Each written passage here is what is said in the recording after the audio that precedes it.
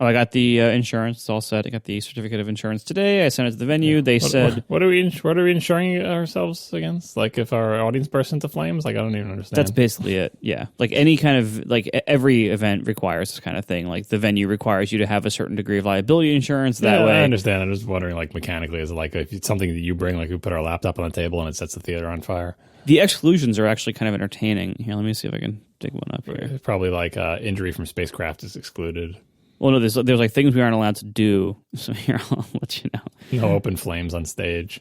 Nuclear energy liability exclusion. I'll leave my reactor at home. We can't have athletic or sports activities as part of our show. No fear of that. Yeah. Yeah. They do not cover problems arising from fungi or bacteria. Like no guarantees there. Who knows what diseases Marco's going to bring from his and Casey, both from your germy children. Oh, thanks a lot. We are not allowed to have pyrotechnics or fireworks. It's going to rule out my Mac Pro celebration display. We are not allowed to do inverted aerial maneuvers. If we're upright, it's fine, though. This includes things such as ski jumps, no matter who builds the ski jumping ramp and whether it happens with or without our permission or knowledge. Someone has a ski jump ramp without our knowledge. Exactly. We can't use amusement devices. This includes mechanical or non-mechanical rides, slides, water slides, moonwalk or moon bounce things, so no bouncy houses on our stage, no bungee equipment, or any vertical device or equipment used for climbing, so no climbing walls. No trampolines. We cannot have a trampoline on the stage. We also cannot use propelled objects into a crowd or by the direction of participants, so I guess no t-shirt cannons. Oh, yeah, no t-shirt cannons. That's a bummer. And my favorite one, grass skiing. What? I don't even know what that is. That's where you do a big ski jump and it has like AstroTurf on it. Really? Well, we can't do that. That's one that you ever see, like where the big ski jump at the Olympics, where they practice for that in the summer. There's no snow, so they have these big long ski ramps that basically have artificial grass on them, and it's kind of wet, and you go down it with your skis. Oh, so if you were thinking of practicing your ski jumping on AstroTurf inside a theater, don't. Yeah. Oh wait, there's one more. There was a second page. Rodeos. We cannot have any rodeo activity, including but not limited to bronco or bull riding, steer roping, team roping, barrel racing, or horseback riding. What they actually mean, like real animals here. So we can't hook any bulls. All things considered, our show where we sit at a table behind microphones and don't do anything for the entire show is pretty good from an insurance perspective. Yeah. Describe your show. Well, mostly involves sitting fairly motionless, Talking a little. talking to each other in a conversational tone. That's it. That's the whole thing. So a lot of people have been talking about the new AirPod case hinge and how it's obviously different. And I have an old set of AirPods. I have a new set of AirPods. I can't tell the difference, but someone of the three of us has put in the show notes, new AirPod case hinge is italicized different. So which one of you is that? That was me. Last week you had an excuse because you said, well, I don't have the old case with me. I just have the new one and I can't tell. It looks the same. Fine. But now you've seen both of them. How can you not tell the difference? Well, now I have neither of them with me right this very second, but I can't tell the difference. I really can't. Well, I can tell the difference. I have mine now. The difference is that, well, first of all, just looking at it, the new one is more of a matte finish. Now, there are some people saying that's because the new one is like matte finish aluminum. The old one was shiny stainless steel. I have no idea if the material is different or the same, but one is less shiny than the other. Whatever, fine. Second, I fixed it, tore the thing down, and said it looks like it's actually a different part internally. It actually looks beefier on the new ones. I don't know, they didn't say anything about the material. But third, and most importantly, and this is one of those times where we should have some kind of like chapter skip or warning. If you don't want to hear something potentially upsetting about your AirPod case, skip to the timestamp that someone will put in the chapter marker, and you will be able to avoid this. Marco and Casey, unfortunately, will have to hear this. Marco doesn't care because he doesn't have AirPods. This was pointed out by someone in the chat, I think, or no, maybe someone on Twitter who asked about it, and I've confirmed it on mine, so there's at least 2 AirPods that are like this. I'm pretty sure all of them are. If you look at and Casey, you can do this now, look at your AirPod hinge from the back and see how there is like the little rounded corner things on either side, and then there's a rectangle in the middle.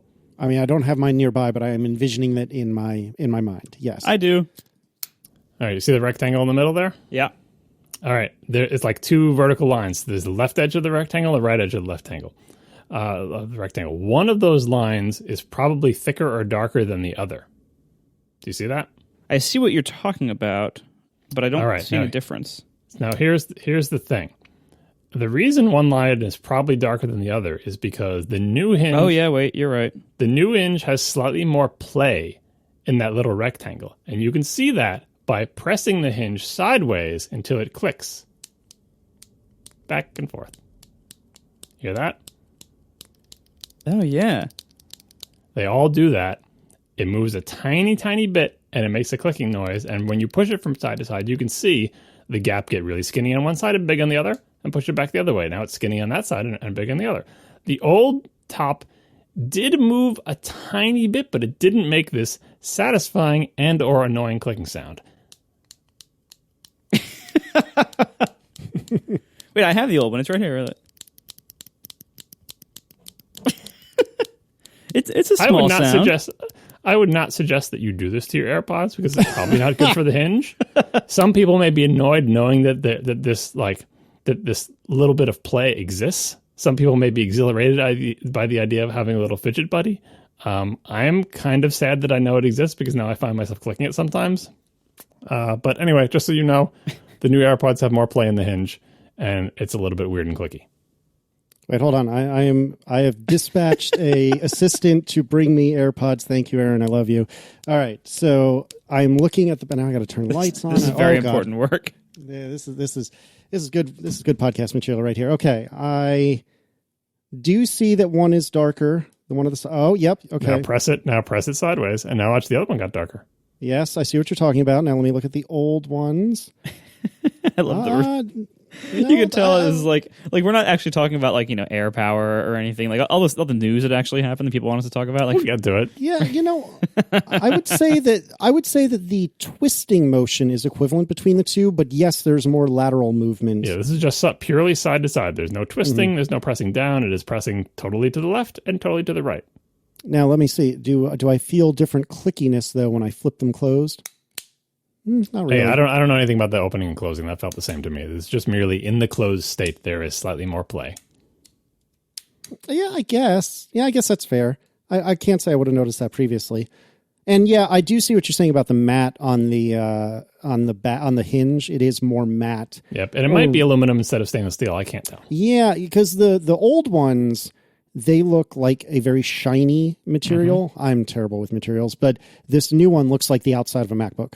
Yeah, presumably, assume the iFixit thinks that the new one is machined, whereas presumably the old one is forged. So the new one is like a block of aluminum or whatever machined into these little pieces that are fitting. I don't know if that's true either. It's just speculation. Although now that I'm looking at the back of my AirPods, I think I like having the indicator on the outside because Qi charging naturally. Although I think it from an aesthetic point of view, it looked better on the inside. Yeah, ooh, definitely. My word, the inside of my old ones is gross. Anyway, don't too close. the oh my god button that's on the back, I much prefer that being lower because I have definitely caught myself mashing down on it on the new ones when I'm just holding them, and I'm afraid that I'm going to reset them and then I'll have to sign out of iCloud. And... Wait, what? This should have been one of those Kickstarter fidget things. It's just filled with. It's a busy box for grown-ups. All right. Anyway, this reminds me of a fun thing you can do with crowds that I learned from Penny Arcade Expo, which anyone who's been probably knows this. If you have a gigantic room full of people, like auditorium size, like thousands of people, and especially if they're nerds, and especially if a bunch of them are guy nerds. I know this doesn't seem like it should be gendered, but I feel like it is. And you ask them all to crack their knuckles at the same time. Which cracking your knuckles I don't think it's a good thing to do, and I don't recommend it, and I don't and can't do it. But lots of people can, and they're proud of it. If you ask them to all do that at the same time, it makes a sound that I guarantee you've never heard before in your life. It is a very, very upsetting sound. You're really not selling this experience. It's very upsetting. Anyway, what I was thinking is if you had a WWDC-sized crowd of people, all of whom have the new AirPod case, and you ask them to all ask them to do that at the same time, it might make probably not as upsetting a sound, but it could be surprisingly loud. Oh my god. Gentlemen, I have to say that there are times when I sit down to record this show that I have a pretty solid feeling for where this show is going to go and what we're going to talk about. And then there's days when I have no idea how we ended up where we ended up. This is one of those days. Yep. Oh, my goodness. All right. John, I assume this is you as well. I will read to you and the listeners what it says in the show notes. No iPad Maxi Non-Pro. That's it. That's the follow-up item. We can move on. Everyone knows what that means, right? Didn't we cover that last week? No. What we covered last week is that there is no Pro Mini. But the reverse is also true, which my wife pointed out to me. There is no non-Pro Maxi. So it's just the final non-uniformity in the line. Okay, now I get it. No Pro Mini, no non-Pro Maxi. Done. Moving on. Okay. Oh, my word. Finally, in follow-up, some thoughts about G Suite. So if you recall, last week I was really grumpy because I couldn't use Mail app or Calendar app or anything really on my Macs that interfaced with my email account, which was what I called Google Apps for Your Domain, which is now called G Suite. John had been of the opinion that I am the only human on the planet that has this particular setup, so that's why nobody caught it. I appreciate every one of the listeners who wrote in to defend my honor. It is rare that anyone will disagree with John for any reason whatsoever, and I am deeply appreciative. I'm pretty sure I didn't say you were the only human. I said it is, most people don't do that. I think that's true. I think you're in the vast, vast minority. A tiny number of people do this compared to the people who use Gmail. So that's what I said, and I stand by it. But yes, other people do it. Of course, they're going to write in and say, hey, I use G Suite too. And all universities use it, and all businesses use it. Fine, add them up. Do you know how many users Gmail has?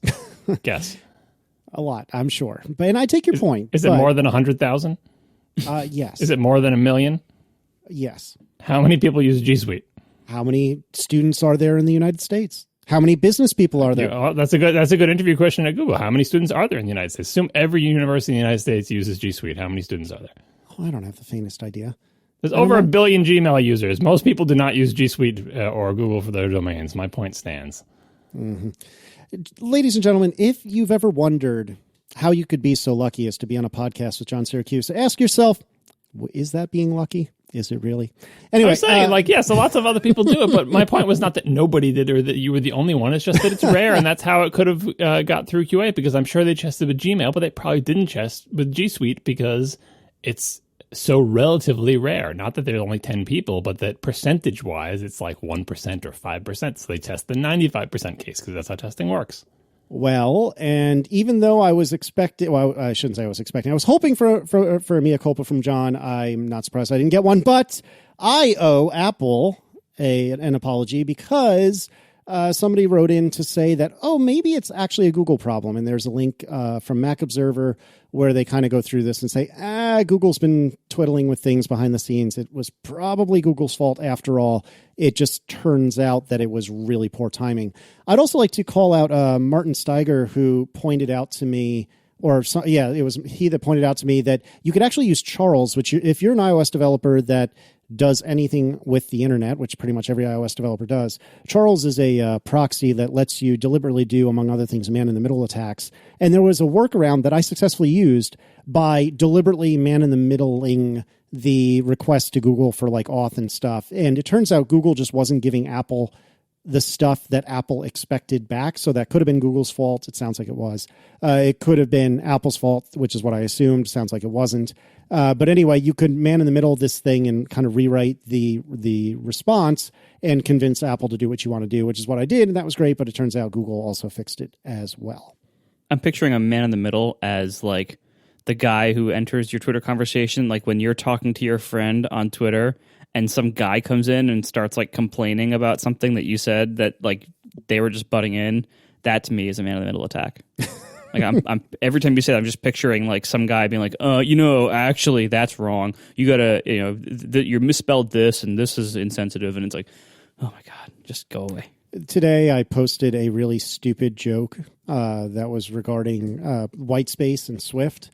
And the two, or to the best of my recollection, the two tweet replies I got to that were two people either critiquing the code or telling me how wrong that was. And I'm like, guys, of course it was dudes. Guys, it's a joke. We don't need to critique this.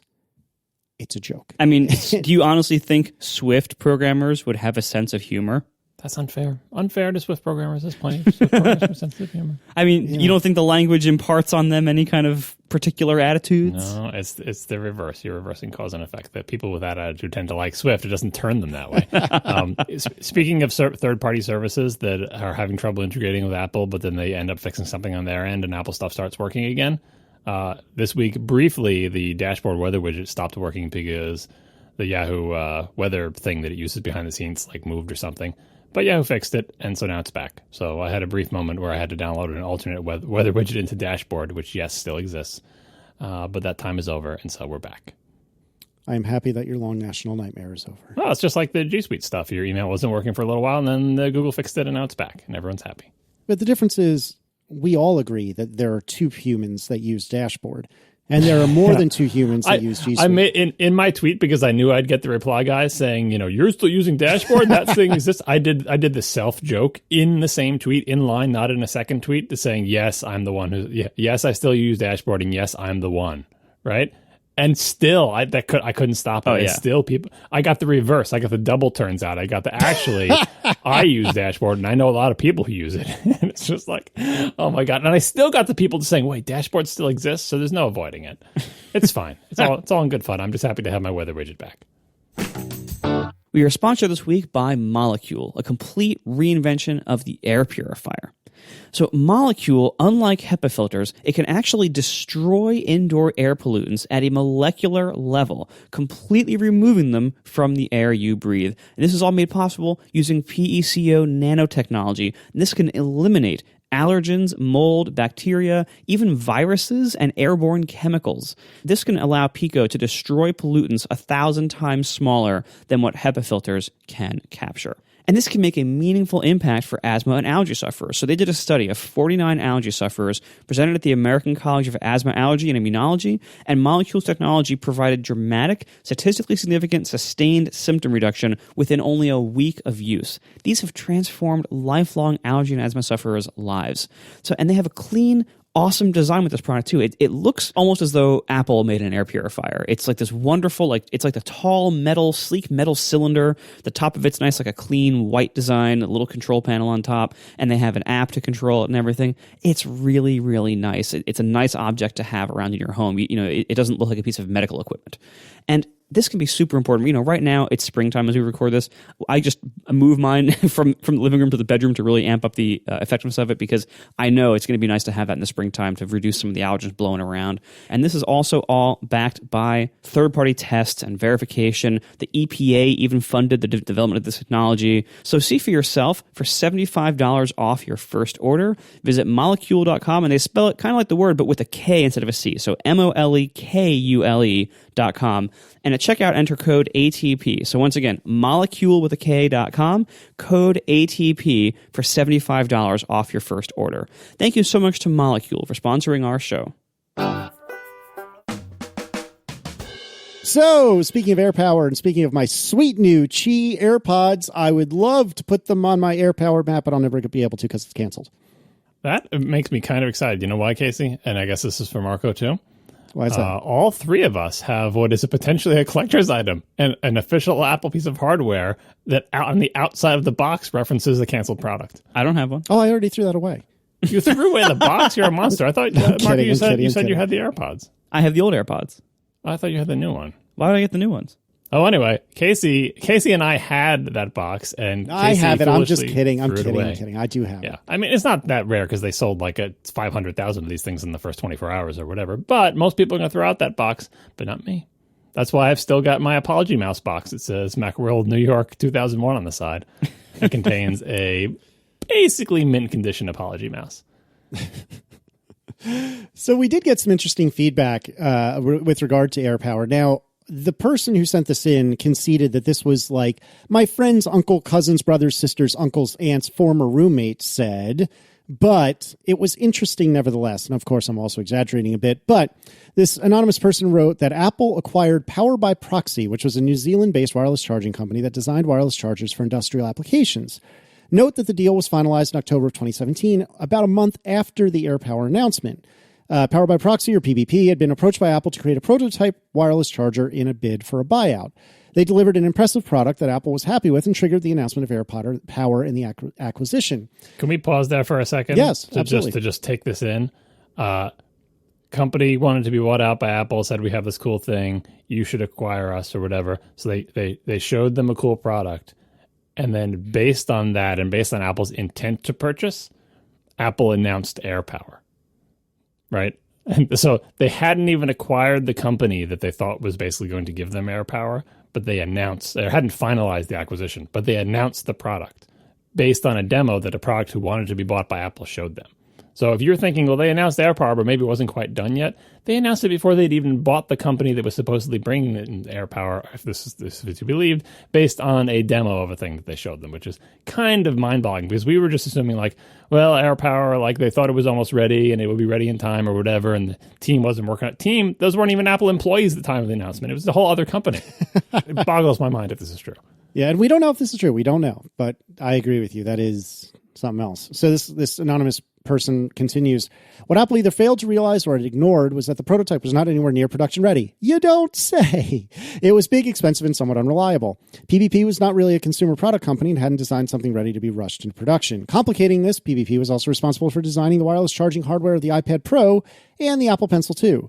AirPower got sent back to the drawing board, and the iPad got assigned a higher priority. This small company was now split between two very complex engineering challenges, and guess what? AirPower suffered. So in summary, says the anonymous person, the reason AirPower has taken so long to come out is because it was announced before Apple even owned the company behind it or verified that the product met Apple product standards.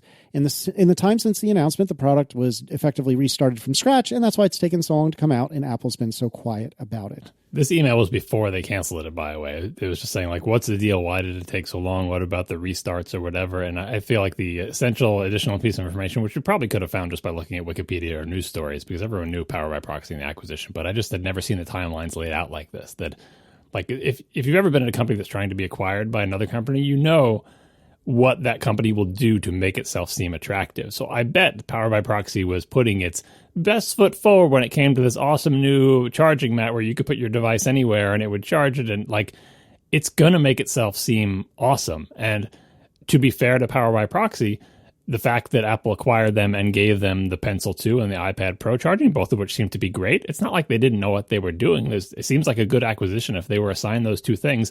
Those should have been higher priority than AirPower, and they seems like they did a good job with it. It just turns out that the AirPower thing was not, I'm not going to say it was smoke and mirrors. Like it was an idea that seemed like it could be feasible, but it turned out not to be feasible.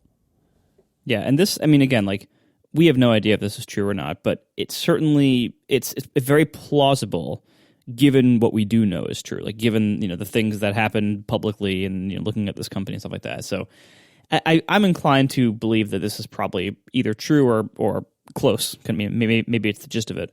And if so, I think it confirms what we all kind of already suspected, which is Apple really, the only really crazy thing about this is that Apple pre-announced it when they did.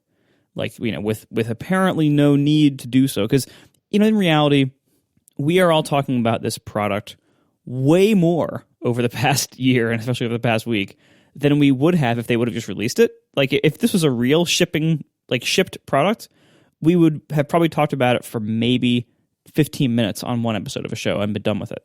and that would be it. It would just, because like Apple sells all sorts of like boring accessories that we don't talk about. Like there's all these like the various like watch charging UFOs and stuff. Like we just wouldn't even mention it, or we'd mention it very quickly. But this is so interesting, not because it's a charging mat and not because charging mats are that exciting, but because it was such a weird like misstep in their PR strategy and like it's so unlike them to announce things that are nowhere near shipping and that they haven't even proven will ship.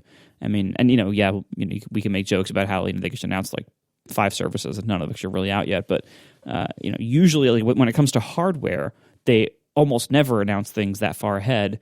And I think this is the first time hardware has ever been announced in the modern Apple era that ended up not happening. With the exception of maybe that 3 gigahertz G5, but it's interesting to see like modern Apple made this massive misstep. Why? What led to this? And I think another interesting angle to consider is it appears as though the cancellation was possibly very last minute. Like, I don't think they planned, I don't think they decided to cancel AirPower 2 months ago. Like, I think it might have been more like 2 or 3 weeks ago that they actually made this decision, because that's why you have things like the AirPods packaging referencing AirPower. That's why you have various instruction manuals here and there referencing it. They apparently secured the trademark to it like last week or something, like very recently. So there's all sorts of signs that they didn't cancel this a while back and just take a while to admit it. I think they really canceled it very recently, and possibly right before they expected to release it. And if so, that's also interesting. Like that, there's a lot of wonderful ways we can speculate on like what could have happened there. Why was this canceled? Did they think they nailed it and they finally got it right and they were about to ship it and then like one of them caught fire or something? Who knows, right? But I find it just fascinating that this happened at all. And it's way more fascinating, like speculating on the story and seeing what actually happened, I think is way more fascinating than a Qi charging mat would otherwise deserve. But it's only interesting because of all the drama around it. Well, speaking of the services stuff, I'm assuming this is true, but who knows? Like historically, when stuff is late from Apple, it's almost always the software. I mean, that's just true in general, because hardware people are working in a more constrained, defined domain, constrained by the laws of physics. And, it not that I'm saying hardware is easier, but especially when it comes to like the silicon process shrinks, just ask Intel about that. But it is more of a constrained domain than software. Software, you can do anything and it can lead you down weird paths. So usually when there's some hardware plus software product combined, the hardware is ready because the hardware people are better able to have predictable schedules and the software is late. But in the case of Apple services, all their television services they announced on the 25th, I'm going to assume that all of the software related to that will be ready before, possibly long before they decide to launch, because what they're waiting for is, it's kind of the television equivalent of software. It's all TV shows. You don't have to wait for them all to be done, but you want to have a good launch lineup, and they take a long time, and their sort of production is staggered, and all that stuff. So the apps might be all ready to go, and the services and the server side might be, as far as Apple's concerned, all ready to go. But they said, actually, we're going to wait until these 3 shows have at least this many episodes out, or whatever their rollout strategies or whatever. And so I'm hoping that, unlike AirPower, all of the parts of this that Apple makes themselves with, software and traditional Apple technology could actually have been done on the 25th and sitting there just waiting in the hopper, going la-di-da. We're just waiting for the television shows to be done. And then when all the shows are ready, they'll roll them out, which is another thing we don't know about their TV services, by the way. Are they going to be like Netflix where they drop a whole season at once, in which case they have to wait for every episode of each show to be done? Or are they going to roll them out one at a time over a week? Or are they going to do some weird hybrid thing? They didn't really talk much about that, but my guess is they're going to do the Netflix route and dump the whole season at once, which means they need every episode of the shows they want to launch with. I think it's interesting, like Marco said, because it's a public flop and a misstep, but I don't know. I saw a lot of grumbling about how this wasn't announced prior to the AirPods with Qi charging going on sale. And I guess if I bought the Qi case specifically because I knew I was going to buy a previously unannounced pricing AirPower mat, I guess I would be grumpy about it. But I don't know, man. I didn't really have any intention of buying an AirPower mat. And I have a couple of, I think they're Mophie Qi chargers around the house. And I have been overjoyed by just dropping the little case on there when my phone isn't already there to just, top them up from now and again and not have to worry about messing with the cable, which, this is the first world problem. So I'll be the first to tell you that. But nevertheless, it is very convenient. And I don't think that this was a bait and switch, but, oh man, was Twitter upset when this all happened that, oh, what a bait and switch that, they should have told us in advance. And I guess they should have told us in advance. And yeah, that was a non-event. That was like 3 people being mad. Well, I don't know. I saw some very grumbly people about it. There were some people that were very, very, very grumbly about it. And I agree that that's kind of a non-thing, but it was enough. There was enough smoke there that I thought I should say that I don't really get it. Wasn't that within the 14-day return window? Yeah. Like the timing wasn't ideal in that they Agreed. announced there would be no AirPower mat after some people had made the decision of whether to get the cheap charging case for the new AirPods or not. But like, you know what? Honestly, like you're talking about people who are buying a $200 product on day one and they're mad they can't buy another probably $200 charging mat, a specific one that like they can just buy a different charging mat instead now, like because it's not like this is the only Qi charging mat that has ever been promised to exist. Like turns out there's a bunch of them and it's fine. That's why like this that's why this is such a funny thing is like this product category is already established and quite boring. It's because AirPower was announced so long ago. And it was announced with the first Qi charging iPhones, and iPhones weren't even the first Qi charging phones. And so, like, even when the iPhones came out, what was it, almost 2 years ago now? Even when the first Qi iPhones came out, there were already a bunch of Qi products on the market that were pretty decent. And since then, there are even more of them that are even cooler and even better. And, like, now almost all of us have tried Qi charging at some point, and we've decided whether it's right for us or not. And it's fine. It's boring, it's inefficient, we know how it fails and how it doesn't, and it's totally fine. Like I don't think the cancellation of AirPower should really change anybody's plans, because like if you don't have Qi yet, you probably don't need it, and if you really wanted it, there's a lot of other good options out there. Like it's fine.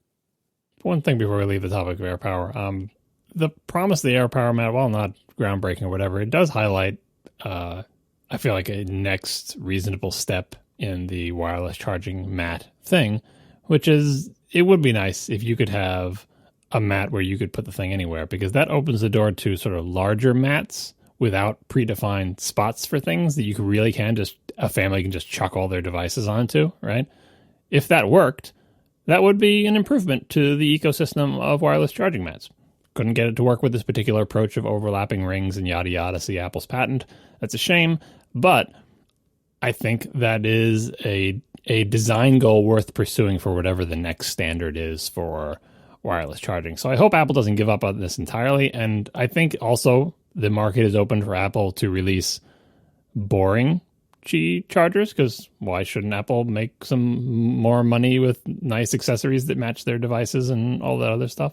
So I'm not entirely down on the idea of Apple building a wireless charging mat, and I kind of like the idea of AirPower.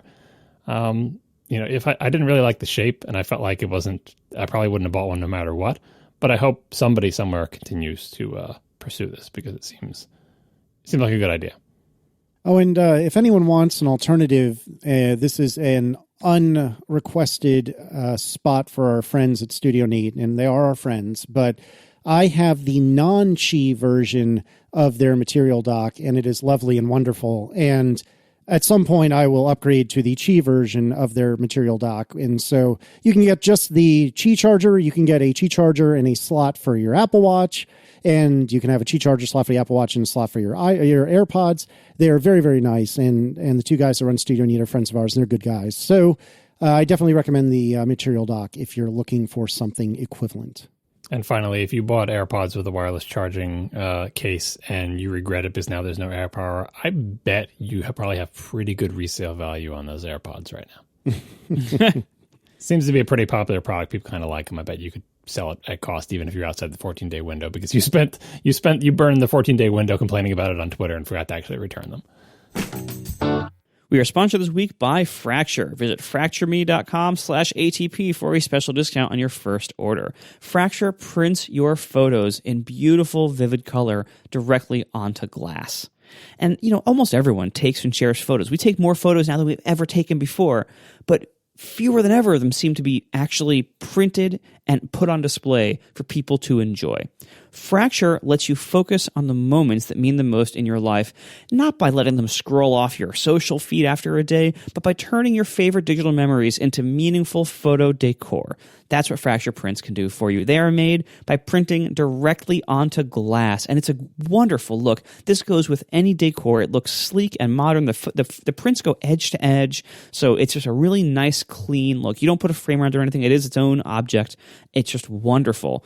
And these therefore make amazing gifts as well. So we've given fractures, not only do we have a whole house full of them and people always compliment them, but we've also given tons of fractures now as gifts, and people love them because it's a really great photo print. I mean, just right off the bat, physically, it's a really great photo print. But also, it's just really nice to give people photos as gifts. They're wonderful memories. You can do things like if you go on a vacation with people, you can send photos to them afterwards. If you have like a child or a dog, you can send photos to like their grandparents or whatever else. There's so many possibilities for gifts with fractures, and they are just wonderful. People love them. We love them. We have a house full of them, as I said. All these fracture prints are handmade by a wonderful team in Gainesville, Florida, from U.S. source materials in a carbon-neutral factory. So you can see for yourself all this goodness at fractureme.com/ATP, and you will get a special discount on your first fracture order.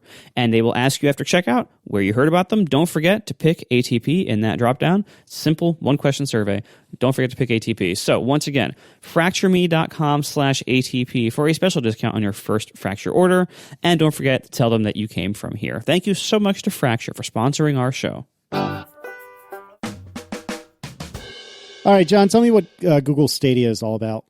God, this was a couple of weeks ago. This has been in the notes for a while. I really did want to talk about it, but it's now practically old news. Like so many Google announcements, they have a big presentation and they tell the world about a thing, and people talk about it for a bit, and then and then I guess we all just forget it exists because it didn't actually launch, and then like I guess 6 months to 8 months to 18 months later, it launches and no one cares. I don't know. I'm not going to predict the success of this, but I do want to talk about the concept. Google Stadia, which is a terrible name, is Google's attempt at a streaming video game service. I don't know what the hell we want to call these things now, but there's been lots of things like this in the past. I think, in fact, we've talked about that on this very show. Did we talk about OnLive a couple of years ago? Yeah, I think so. That was one of them. Sony bought a company that does this, and they use it to stream PlayStation 3 games. There was Microsoft has one that they're in the process of working on and launching. There's been many attempts at this. Google is not the first one. What it is a way for people to play games without running that game on the hardware that's sitting in front of them. So you do need some hardware in front of you. You need a screen. You need a controller. That screen could be a TV. It could be a computer, and a controller, just a regular game controller, or it could be a mouse or keyboard, whatever. But the point is that the actual game runs on a computer in a data center somewhere else. That computer in the data center has a video card, has a CPU. The game is installed there. That's where the game runs. And your inputs to your controller, your keyboard, or your mouse get sent to that computer in the data center. And then the image that is projected by the video card inside that computer gets sent over the network to you onto your television or your whatever. That's the dream of streaming gaming, or whatever you want to call it, remote gaming. And like I said, all those services either have done this or do it right now. Like I believe if you buy a PlayStation 3 game on your PlayStation 4 can't play PlayStation 3 games. The architectures are wildly different from each other. And it doesn't try to emulate it. I believe it runs that game on PlayStation 3 hardware in a data center somewhere and projects the image to you. OnLive did the same thing. I forgot the NVIDIA, what the hell is it called? NVIDIA Games Now. NVIDIA has a service that does this too. I use it to play Destiny, the PC version of Destiny, on my quote-unquote on my iMac. My iMac can't play Destiny. Destiny only runs in Windows, on Windows PCs. But I ran it onto Windows PC in some data center somewhere, and NVIDIA's service projected it onto my iMac screen. Why are there so many of these services? Why do they exist? Why is this a thing that anybody wants to do? Because this approach looks amazing on paper for tons of reasons. The first one that most people like is the computer in the data center that runs your game can be really awesome. It can have the biggest, fastest, hottest video card. It can have a great CPU. It can just be amazing. And you don't have to buy it. Somebody else buys it, and all you have to buy is something that has a screen, and then whatever controller hardware, keyboard or mouse or whatever you want, and then a network connection and a tiny little bit of software to make it all happen. So that is cheap. You can build that into a television really easy. You can build that into a controller. I think Stadia does that. I think you can, like, the controller itself has all the smarts it needs, and it just needs like a screen to control and project on, like a television with a Chromecast or whatever. the hardware you need at home is like nothing by modern standards. You just need a good internet connection and all that stuff. And then the hardware that runs the game can be shared, kind of like, ride sharing versus you with a car in your driveway. Your car is useless to everybody when it's just sitting in your driveway doing nothing. But in the Stadia model, someone else could be driving your car when you're not using it. So if you're not using your gaming PC, it just sits under your desk. But in the Stadia model or any of those other things, if you're not using that PC in the data center, somebody else can be using that to play the game that they're playing. So there's an economy of scale there. So it's not like they have to buy one PC for every user in Stadia. Like they only need one PC for every simultaneous user, not every total user, because half of them are sleeping or whatever. There's other advantages that are more esoteric but are important to people who are into games. If you have the game running on a bunch of things in a data center, it's kind of like a LAN party. Marco remembers these, of lugging CRTs over to friends' houses. Oh, yeah. Hey, me too. And full towers. Like, all your computers are within feet of each other. So Ben never had the map installed. Yes, well, they'll all have the map installed, and they're all running the same version of the game. Yeah. They all have all the patches. The latency between the different players in like a massively multiplayer game would be phenomenally low because they're literally feet from each other inside a data center, and they're all up to date, and they all have the same version, they all have the same patch. Additionally, all of the cheating things that are an epidemic on PC gaming become much harder. Not impossible, because nothing makes cheating impossible, but much harder to do when you don't get to, like when the game doesn't run on the hardware that you have access to. The game runs on hardware in a data center, and they can make sure that, you aren't able to inject malware into there or whatever. Like you could still, again, software being software, you could probably send some malicious thing that overflows some buffer that gets the code to execute into your game thing and yada, yada, yada. But it definitely makes cheating much, much harder. So this seems like an amazing solution for tons of reasons. It's cheaper for the players. There are economies of scales for the game makers. The gaming experience can be better. Certain things are just not even possible. Like you can have such massively multiplayer things because the latency is like single milliseconds or nanoseconds because you're all in the same data center. You'd never get that with people spread all over the world. And then here comes the big but. But the computer's running in a data center far away from your house, which means that every time you press a button on your controller, that button press has to leave your house over your internet connection, travel over whatever it's traveling over to get to that data center before it lands at the computer and says, oh, they pressed the fire button. I guess I should fire.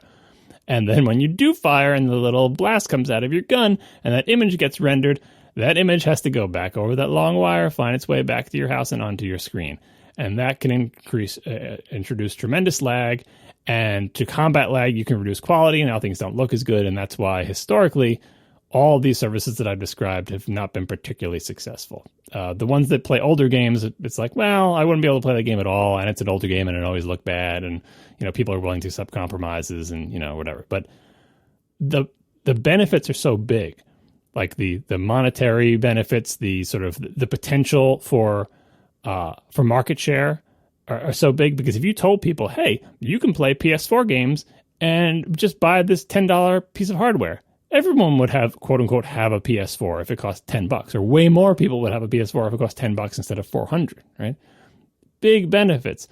But if you can't overcome those limitations of lag and everything, it doesn't, so far it hasn't passed the critical mass. So there's a reason game consoles still sell in the millions and gaming PCs still sell, because they provide the best experience. And thus far, no streaming game service has gotten over that critical mass to say, it's not as good as local, but it's good enough that most people say it's fine and want to do it.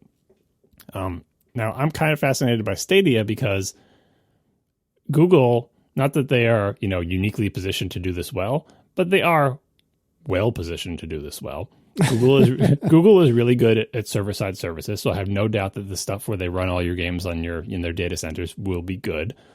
Google also is pretty good at getting network stuff closer to its users. Like they do that with their distributed DNS with the 888 and 8844 business or whatever. Like they have the ability to put hardware closer to more people than a lot of other companies do, because they are invested in having multiple data centers and partnering with people to have edge proxies and having their own sort of data networks and dark fiber. And Amazon similarly is in a similar camp here, but there's very few companies in the world that actually own and control enough data center hardware and networking infrastructure to have a fighting chance to be better than just the average ISP thing, right? Because a company like OnLive, there's only so much they could do. For the most part, they're at the mercy of people's ISPs, which, as we all know in the US anyway, suck terribly. And if your entire service relies on that latency being good or that bandwidth being consistent or not having hiccups or whatever, and you don't really control that, you're just crossing your fingers that things are going to be good enough. OnLive found out that no, whatever year that they went out of business, it's not good enough yet. Are we there yet? Does Google have the fiber optic connections between its data centers and edge proxies that are close to your house to sort of get from your house onto the really fast Google network and then stay there and bounce the things back around to make the latency acceptable? Maybe not. But I think if Stadia doesn't do it and is another one of those Google flops that we don't, end up hearing about, people are going to keep trying this. They're going to keep trying this, and it will eventually probably work because there's no reason it can't work acceptably for geographically local areas. Like if you do the speed of light calculations or whatever, speed of photons in fiber optic cable calculations, you can make it work acceptably for most kind of games in reasonable geographic areas if you had an idealized network setup and reasonable software trickery. I think we're getting close. I played Destiny over NVIDIA's service. It was not acceptable, but it was way closer than I thought it would be. I thought it would just be like horrendous, but it was to the point where I could play the game and get through levels and do stuff. It was just ugly and a little bit laggy, but it wasn't impossible to play. It wasn't like, well, there's no point in even playing this. It's not even playable at all. I can't make any progress. It's like trying to play by mail or something. It wasn't like that. But it still wasn't good enough to be acceptable to any reasonable amount of people. But for other kinds of games, for maybe like a more relaxed game that doesn't require twitch reflexes and minimal lag between input and appearing on the screen, Stadia could work. I just don't think you can build a service on those type of games quite yet. I think you have to get over the threshold to be able to play like the most popular genres of games on these platforms in an acceptable way. So I'm not here to tell you that Stadia is going to be amazing or to sign its death warrant or whatever. But I am here to say that we all collectively, if we live long enough, are going to see company after company after company try this. And I think eventually you're going to succeed because I think it's actually a good idea that just might not quite work yet. I have no thoughts on this whatsoever. I am so glad that John knows a lot about this and can talk about it because I'm glad we covered it on the show. And I'm glad that I didn't have to say anything useful. Would you guys sign up for a service like this if it worked, like to you, an acceptable level? Like, does it appeal to you not having to buy a console or whatever thingy to attach to your TV? Yes, but I don't find myself longing to play console games really ever. And if I do, I'm going to play them on my Switch, which I have in my house. But what if your Switch costs $20? I mean, maybe you don't care, but like that, and it could be way smaller, way lighter, because all it would be was like a screen and a controller, right? It wouldn't need to have any hot little CPU in there. It wouldn't need to have any cartridge or, I see your point. And actually, one of the things I did think was very fascinating about the Stadia thing is that the controller, if I understand what little I know of it appropriately, is that the controller, or as you were saying earlier, actually like connects to your home or apartment or whatever Wi-Fi.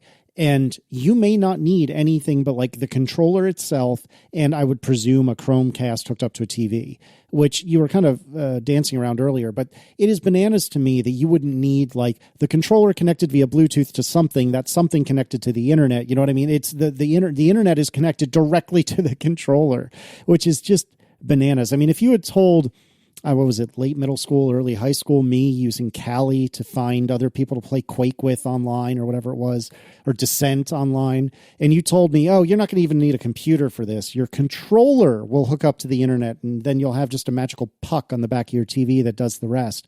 Like, it is unbelievable technology, and the fact that it even kind of works is mind-blowing. But I just don't care enough about console kind of games to really think that this is for me. Marco, do you find this appealing? Only in the sense that we do find ourselves in this household, usually for TIFF, occasionally buying a game console to play only a small number of games on for a podcast or something. And so if this could help us not buy as many game consoles, then great. Ultimately, that's the only real use I can see for it. I mean, I don't think people who really love console games want this trade-off. Like, people who really love console games don't seem to have a problem buying consoles. And I don't really think that all the, latency potential and, more importantly, the potential for inconsistent levels of play, I don't think that's going to fly with those people. And everyone else who's not super into console games, I don't think cares enough to even get this service. So I don't know. I don't think it's going to do anything for me ultimately, but maybe someone else will like it. A good analogy for the trade-off, speaking of like people who like consoles, I think is the move from plastic discs to downloadable. That came with trade-offs too, because plastic discs you can resell, you can lend it to a friend, all sorts of things that if you had been having the same discussion, you'd be like, yeah, downloadable games are probably fine, but given all of the compromises that we know they're going to do, I think people would just prefer to get the plastic discs. In the end, though, I think the latest generation of console has shown that people basically just want to download them. And despite complaining all the way about all those things, I can't resell my games, I can't lend them out to a friend, I have to worry about my disk space filling up, like the convenience for it outweighs the benefits. So all the people who buy console games do it because it's the only way to have that kind of experience. And if you got a Magic Stadia that gave you exactly the same experience, they would all use it, despite any other drawbacks, just to not to have to pay the money and not to have the thing hooked up to their TV. Like, it would be better. And Casey, if you could tell your childhood self that it's all done from the controller, he'd be like, wow, that's amazing. And then you told them that a really good wireless controller can cost $150, they'd be like, oh, now I'm sad. Wow. That is 150 space bucks, though. Yeah, well, that's an eerily accurate impersonation. I'm very impressed. Yeah, no, I think that's what everyone's looking for. Like, handicapping it to save money is that it's still not time yet, but I like Google's chances better than any other company that has tried to do this. If they fail, it should tell everybody, let's wait 5 years before we try this again. Like, I mean, if you get there first, I think the benefits are big, because I think there is a pretty big market of people like Margo, like some people who don't buy consoles. Like, maybe there's one game I might be interested in, but do I really want to spend $400 on a console? No, I probably don't. But if it really was $50 for a controller plus $10 for a Chromecast, or even no Chromecast, like if you just buy a modern television has that built in, it's really just $50 for the controller. It starts to become like an impulse purchase, and maybe you'll just try it and play a game, and maybe that'll be a gateway to getting into gaming, and then maybe you'll buy the $500 console the next year. I don't know. I see a lot of potential benefits, as do all these companies who keep trying this. And the other one that I think most people aren't thinking of is, because it's speculative, but I believe in the speculation. When you have all of the gaming stuff in the data center and they're all like nanoseconds away from each other, there are types of games that were previously impossible to do that become possible. Like I mentioned, the massively multiplayer that's way more massive. Most of the problem with doing multiplayer games is keeping all of the people in sync so they all agree about the state of the world and who actually shot who and so on and so forth. That's why, and they have client-side prediction. It's like, I haven't heard from the server in a while, but here on the client, I'm going to continue running the simulation as if what I think was happening on the server was happening.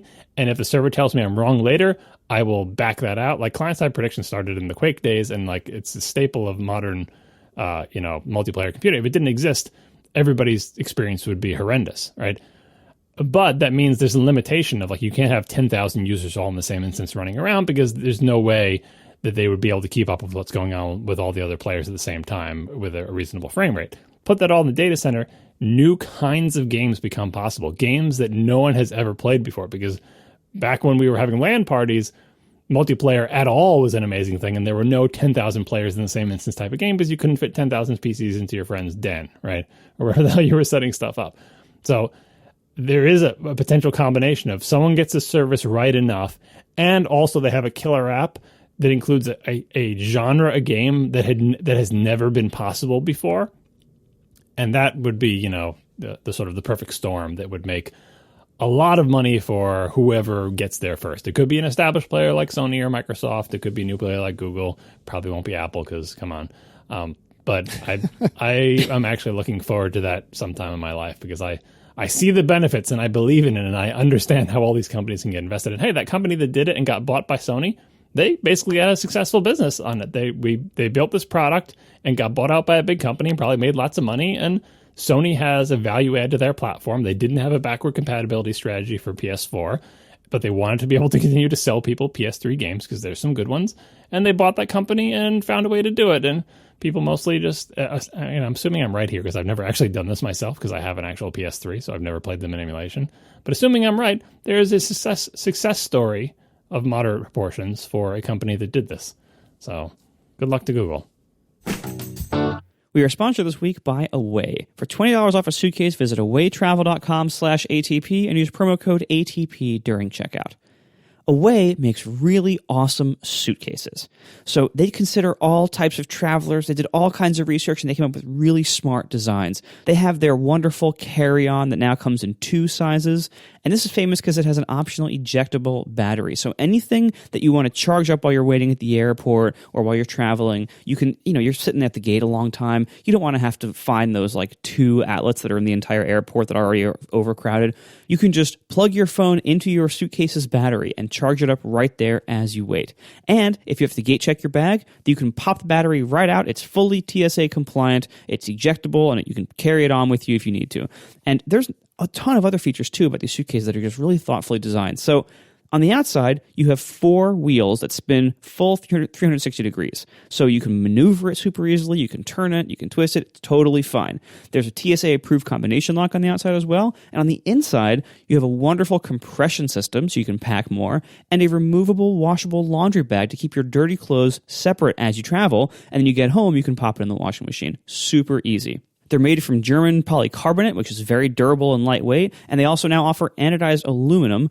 Their suitcases with either material are guaranteed for life, and they have a 100-day return period. So you can try it for 100 days, and this means like traveling with it. You can buy it and travel with it, of course. How else would you try it? And if you don't like it within 100 days, they'll take it back, no questions asked.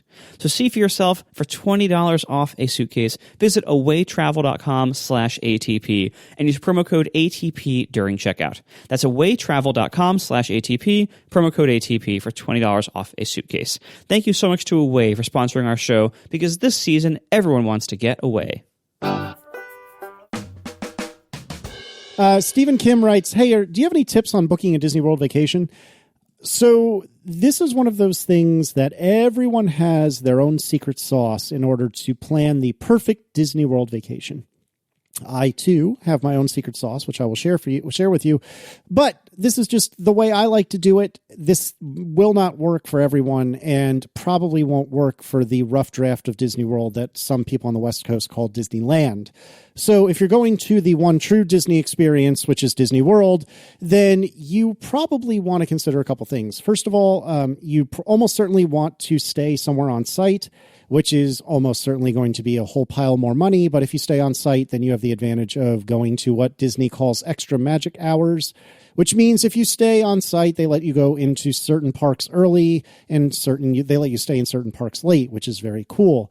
Something I've tried out this trip, because we are going to be going to Disney later this year, something I've tried out for the very first time, and I cannot stress enough, I don't know how this is going to go for us, but we have booked using this service, and Disney seems to have acknowledged that we have a trip planned, but there's this thing called David's Vacation Club Rentals, and there are other equivalents to it as well. This particular company happens to be Canadian, so that makes them more trustworthy in my book, but the idea is that Disney has its own timeshare thing, which is the Disney Vacation Club, and if you pay Disney a whole pile of money and then up front and then a whole pile of money every year, then you can stay at Disney, I guess, for free or for cheap or something like that.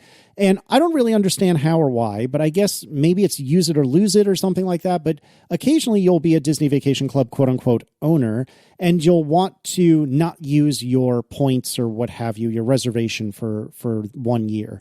And in order to kind of get your money back, you can go to a third-party service, kind of almost like an escrow or a matchmaker, that will say, hey, you have points and you don't want them.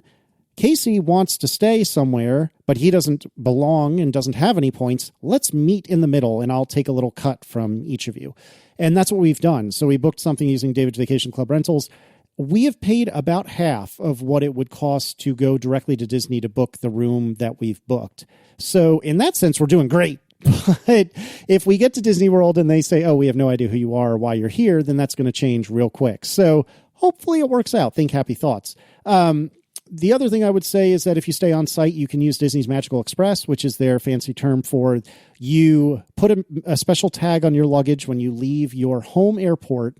And the next time you see that luggage is when Disney brings it into your hotel room. You do not pick it up at the airport. You just trust that Disney will get it and put it in your room, which is amazing. I definitely recommend that. I also do recommend the Disney dining plan.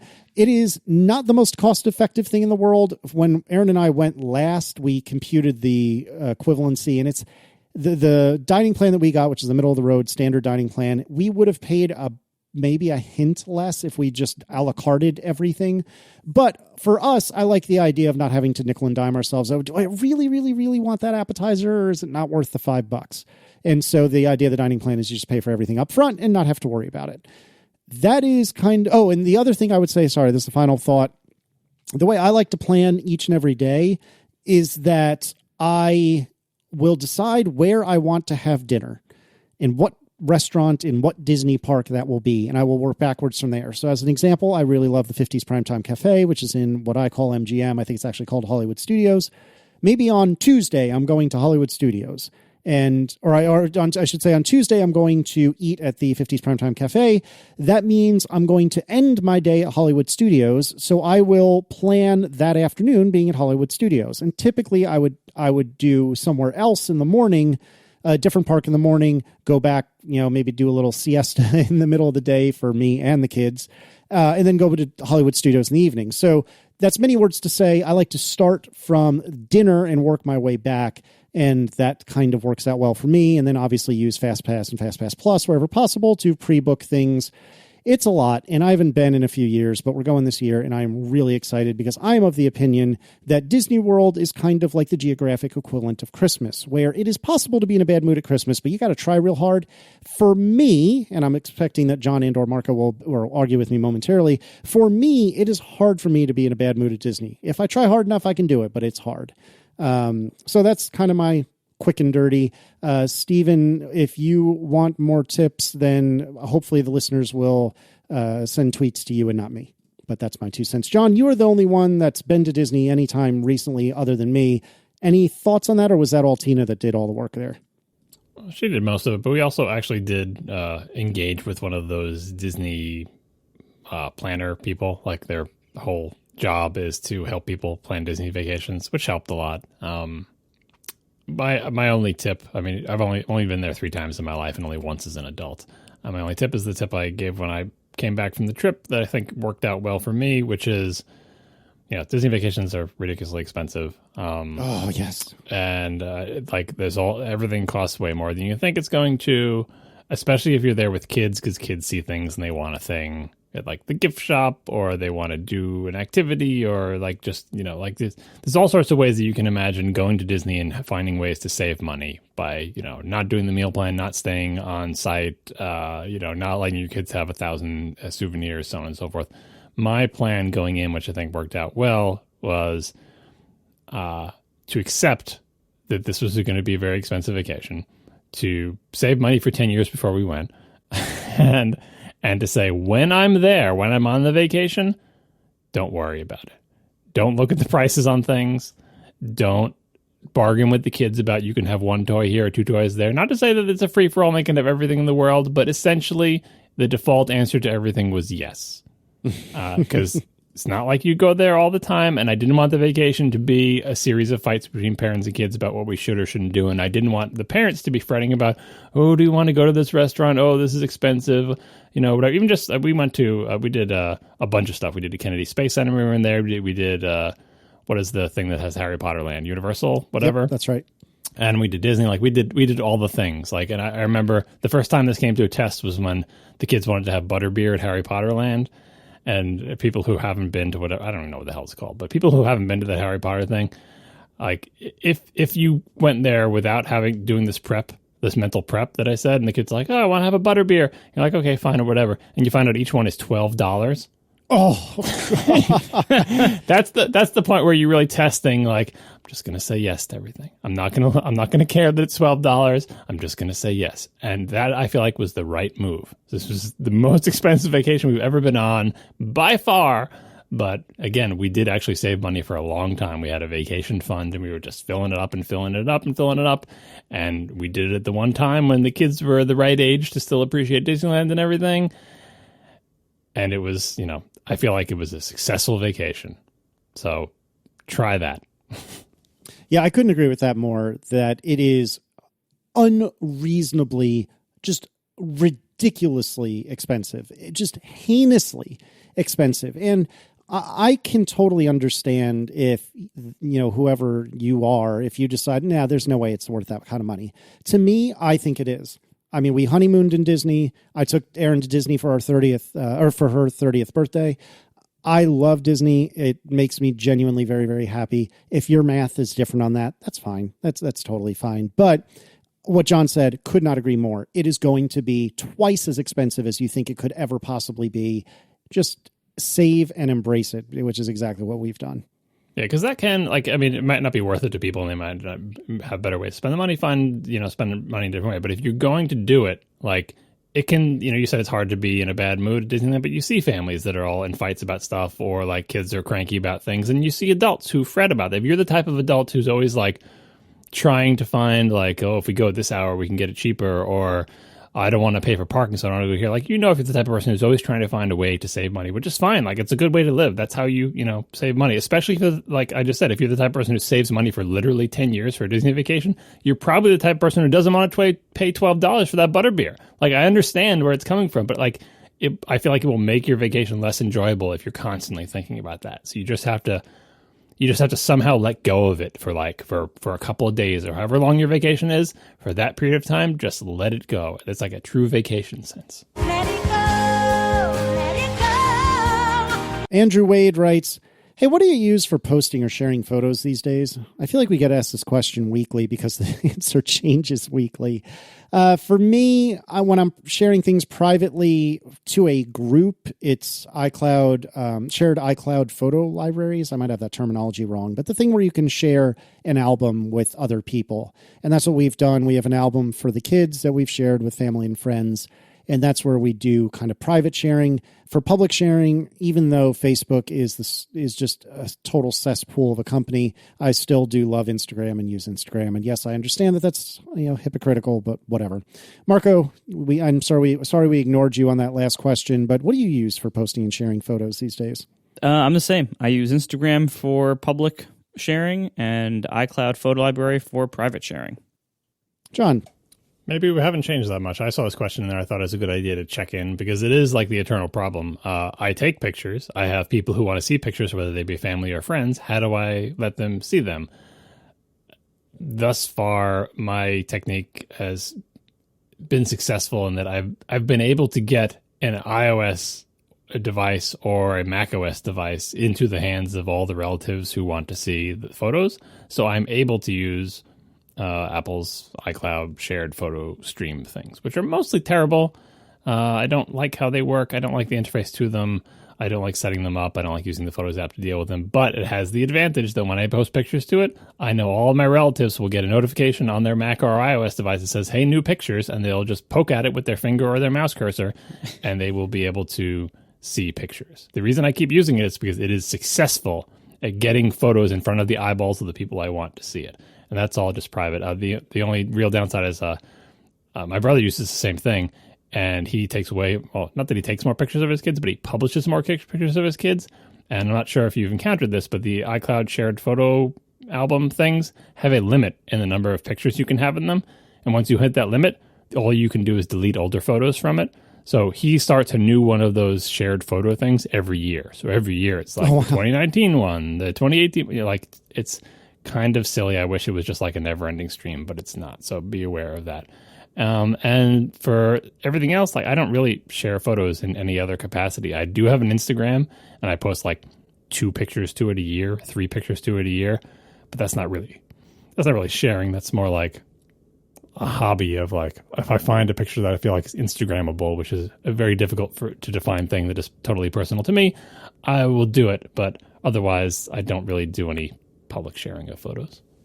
I would like to add as well that with the iCloud photo libraries, so Aaron's entire family is on Android, and what we've done is we have enabled the thing where you can have a web presence, if you will, for your photo library. So there is a very, very hard to guess web URL that is a version of our photo library. And so what we've done is for like Aaron's parents, we've put bookmarks on their computers, and every day or two they'll wake up and go to their computers and check the photo library link and see if there's any new pictures. It's not as nice as the iOS users where it's actually beamed and like there's a notification, it's beamed directly to your phone, there's a notification, etc. But at least it still gives them the option. So you don't have to be all in on iOS, but what John described is way nicer. All right, Jack Mordage writes, hey, when was the last time any of you launched Disk Utility and checked your boot drive health? And also, does John miss the feeling of a recently defragmented disk? I didn't think that defragging happened on Mac OS ever. Is that not true? It certainly did. Oh. It was happening before APFS. It was happening on your Mac all the time, whether you liked it or not. Oh, HFS Plus did it? HFS Plus eventually added auto defragging, but there were actual utilities, like Norton utilities, that would do non-auto defragging, and it was very satisfying to watch. Maybe it was a placebo, but I remember not infrequently defragging my drive. This was early Windows, is that right? Or was this DOS? I don't know. It was DOS. I don't remember. Whatever it was. It was a long time ago, and I remember defragmenting my drive and it genuinely feeling snappier after the fact. So if you're not familiar with what this is, when files are written to disk, or at least this is the way it was 15, 20 years ago, when files, more than that even, yikes, when files were written to disk, they tended to have little portions strewn all throughout the physical platter. So literally, if you were to map where these files physically sit on the drive, they were often at the time strewn all over the place. And so if you were trying to read those files, you had to physically move objects in the real world. Now, granted, you had to move them very, very, very small amounts of space, but you still had to move things in order to get all the pieces of this file off the disk. And what defragmenting did was, guess what? It moved all these files so that all the contiguous pieces were right next to each other. And again, maybe it was a placebo, but I remember thinking, holy smokes, this computer feels genuinely faster after having done this. I don't know if that was the same way on the Mac. I don't remember if this was DOS. I think it was DOS, maybe it was Windows, but whatever it was, it made a big difference to me. Did you have that experience, Marco, that it made a big difference? I thought it did, but I think it was probably mostly placebo. I mean, the reality is computers were so damn slow with everything back then that like you had enough time to think about whether it was making a difference or not. And it was, I don't know. I would do it because I thought it was cool and you'd watch the little animation of all the blocks moving around and everything. But really, I don't think it was making a noticeable difference. Like I'm sure if you benchmarked things, maybe you'd see a difference then, but like I don't think it was actually really noticeable in real world use. I think it was noticeable up until the point, and maybe this was before your time even, when the connection between addressable location on disk and the physical location on disks got broken. Right. And way back in the early days, there was like whatever cylinder and sector and all these things that actually mapped directly to the physical reality on a spinning platter and a little disk head. And as drive mechanisms evolved, that connection got severed. And so there were sort of logical addresses that the drive decided how they physically mapped to the disk. And the OS and everything else involved couldn't really know the intimate details of the disk because the hard disk was like, yeah, you're speaking to me in the disk protocol, but like I'll handle where the data goes. Like I've got buffers here, I've got a little CPU, and I've got these platters, and I'm handling the storage. Kind of in the same way that SSD is only less extreme, where things were abstracted. So that really was the death knell for defraggers because they would mostly defrag at the logical level, and you really had no idea whether they were contiguous at the physical level. Probably they were. Like, it was probably mostly straightforward, but once you broke the connection, it became tenuous. I felt like back when the connection was very direct, I felt like I felt the difference when the disk was really shredded and didn't have a lot of free space. Mostly just because for writing new data, it would have this big continuous free space where it could write it and it wouldn't have to write it in a million places. Like you could literally hear the hard drive head. This is something most people, very young people listening to this program won't know. How much of dealing with computers in the old days was an audio experience. You could hear how they were performing. Like you hear an internal combustion engine, but you also wouldn't know. Here, how you can hear if an internal combustion engine is healthy, right? You can hear if it's misfiring or if like a belt drive is squeaky or like all sorts of things you could hear and you would know the health. So you'd hear the floppy drive grinding, you'd hear the hard disk heads moving, you'd know if your machine was swapping like before you even noticed it on the screen. And you'd know if you launched a program and you heard that tickety, tickety, tickety, and you're like, wow, that is ticking way more frequently than I think it should launching this program. And you defrag your disk and you launch the same application, it would be fewer ticks and it would seem faster and probably was measurably faster. So in the extreme cases, I think it definitely did help, but there was definitely the placebo effect. And honestly, I was mostly doing it to see the Norton defrag animation.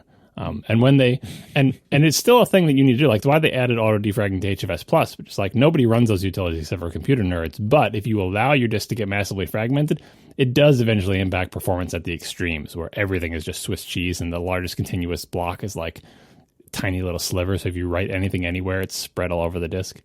Luckily with SSDs, the connection between logical and physical storage is entirely broken, and there is no head seeking around, even though there are still actual performance differences in reading from one place to another because SSDs are broken up into banks that have different characteristics, yada, yada, yada. It's not the type of thing that you can control from software with a defragging thing. Anyway, the other part of this question was, when's the last time any of you launched disk utility? You two want to answer that? I don't think I have in at least a year or two for anything other than like formatting a USB key. Yeah, certainly within the time I've owned this iMac Pro, I have not done it once. Yeah, unsurprisingly, I have done it fairly recently. Remember that I'm sitting in front of a Mac now that runs HFS Plus and not APFS because it's running El Capitan because that's the newest OS it can run officially. How amazing is it that we finally got your new file system and you haven't been able to run it yet? And all of us now, everyone else in the world is running APFS except you. I've got it on the other computer. It's fine. But yeah, you know what I'm waiting for. Anyway. Surprisingly, I do run it on my boot disks, but surprisingly, the main thing I run on the most recent disk that I ran on, I think last week, I run it on my local time machine backup because it's really important to me that not have HFS Plus corruption for obvious reasons. And yes, I have more than one time machine backup, yada yada. But boot drive, I think I ran it on this maybe last month. Time machine drive, I think I ran it last week. I don't think I've run disk utility in recent memory on the APFS Macs, mostly because I assume it's not necessary, but maybe I'm wrong. Maybe I need to develop new habits there, but any computer that runs HFS Plus, my habit is to run it on a fairly regular basis, and it does find problems and it does fix them, and I feel better about it. All right, thanks to our sponsors this week, Away, Molekule, and Fracture, and we will see you next week. Now the show is over, they didn't even mean to begin, 'cause it was accidental. Oh, it was accidental. John didn't do any research, Marco and Casey wouldn't let him, 'cause it was accidental. Oh, it was accidental. And you can find the show notes at atp.fm. And if you're into Twitter, you can follow them at CASEYLISS. So that's Casey Liss, MARCOARMENT, Marco Arment, SIRAC, USA Syracuse. It's accidental. They didn't mean to. Accidental. Tech podcast so long. All right, Marco, you probably got a little bit of feedback about your diet because I've seen some of it. Oh, my God. Marco, I just want to preface this by saying that I'm not a diet expert, but Let me tell you exactly what you need to do. Yeah, we heard from a lot of people, and I want to thank people. Most people were well intentioned, and I did get a lot of good advice. last week I had mentioned that I had this high cholesterol result, and I had been doing basically almost a keto diet, and so I was cutting back on that, and the doctor recommended a, quote, 100% plant-based diet, which the vegans immediately wrote in to tell me why that's not vegan. So thank you for the vegans for clarifying why they don't call it that. Sorry, vegans. We had a lot of things written to us, much of which conflicted, but everybody in the world wrote in to tell me that the link between cholesterol, diet, and health is way more complicated than we used to think. And so therefore I should not draw major conclusions from one simple cholesterol test. So I've done a lot of research and reading since then. I even got my Kindle out, and I've been reading books. And it's crazy, right? And I think the best of what we know about food and health today has a few consistent themes that are pretty well supported by medical and scientific evidence. So number one, eating a lot of carbohydrates is bad for us, especially in the forms of sugars or refined flours, which are basically sugars. And that's what I was doing before the low-carb diet. Like, a year ago, I was eating lots of pizza and stuff like that, and so lots of carbs. I made a dramatic change there, and it worked very well for both me and my wife. But we also know from modern science, and this is where I'm going to lose the keto people, that eating a ton of meat and dairy is also bad for us, just bad in different ways. And, so setting aside like the massive ethical and environmental costs of meat, which we really shouldn't be setting aside because they are truly massive, but setting aside those for now, there is very strong evidence from many studies performed over decades that meat and dairy heavy diets have their own significant risks and problems. And that is what I've been doing recently. I've been doing way too much meat and cheese. So the only kind of food that science and everybody can agree on that is good to eat a lot of is plants, and especially greens and vegetables, and especially in their whole and unprocessed state. Now, we knew this already, and we've been eating tons of greens and vegetables even when we're doing the keto diet, which is why I usually didn't say we were doing keto per se, because true keto dieters will even count the carbs in vegetables, and they will limit their intake of spinach and kale. And that's just stupid. We decided that was stupid. We're not going to do that because that's stupid. So anyway, sorry, keto people. Now I'm going to anger everybody with this. So the right approach for me, and I'm going to pull a Casey here and say, this might be different for you. I'm just saying what's working for me. Everyone can do their own thing because I'm not going to commit to this. Anyway, so the right approach for me doesn't need to be never eating meat or cheese or eggs again, but we need to eat a lot less of them than we did before. For instance, to give you some idea, instead of going to the barbecue restaurant twice a week and loading up on leftovers each time to eat over the following few days, maybe I only go to the barbecue restaurant once a week or every 2 weeks, and maybe I only eat what I can eat there and not bring home leftovers. Maybe instead of eating 3 scrambled eggs with meat and cheese every morning, I should only have 2 eggs without meat and cheese. There's lots of room for reduction here. On the barbecue place, you probably also don't want to do some reading on the carcinogenic effects of sort of carbonized, blackened, smoked meats. It's not a good story. Yeah, I know. All right. And, I've also, we were having large quantities of meat and cheese in almost every meal.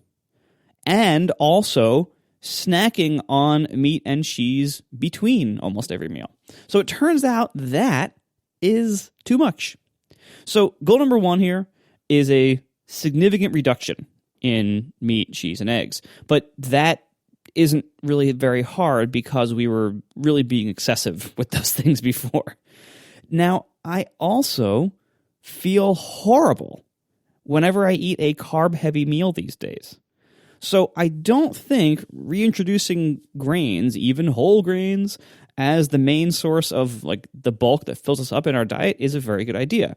I think it is not wise to ignore the very strong signals that my body is sending on that. So I think the best science and knowledge we have today shows that too much carb intake is generally worse for our health than meat and dairy intake. Now, we were definitely going overboard with the meat and cheese before. So for the last week, we spent the first 5 days as 100% plant-based, and we felt terrible. and there were lots of bad side effects to that I don't want to get into on the show because that's what mute buttons are for. And the last 2 days, we decided that was not working for us, and so we introduced small amounts of eggs and dairy. We haven't introduced meat yet, but small amounts of eggs and dairy. Simple things like we had 2 eggs for breakfast, and instead of having a pile of garbage for oatmeal or whatever, 2 eggs for breakfast, nice and easy, and a little sprinkle of cheddar cheese in my salad in the afternoon. Like that level of introduction of these things, and we switched back to half and half for Tiff's coffee instead of fake milk. Even just having those changes, we feel way better than we did being full plant-based. So I think we can find a really nice balance here. We are going to be relying much more heavily on greens and vegetables to be the bulk of what we're eating most of the time, to be the things that mostly fill us up. And because that's what we've been doing the last couple of days, it's been great. And we feel great without reintroducing a bunch of carbs, and also while having a big reduction in meat and cheese. Now, so I do think, while we're not going to go 100% vegan or vegetarian or plant-based or whatever else, I do think that most of the science does say the more plants you can eat and the less of everything else, the better. It's well supported by decades of science and medicine and research and everything. And I think that doesn't need to be mutually exclusive with low-carb principles, which I think now we know are generally a good idea.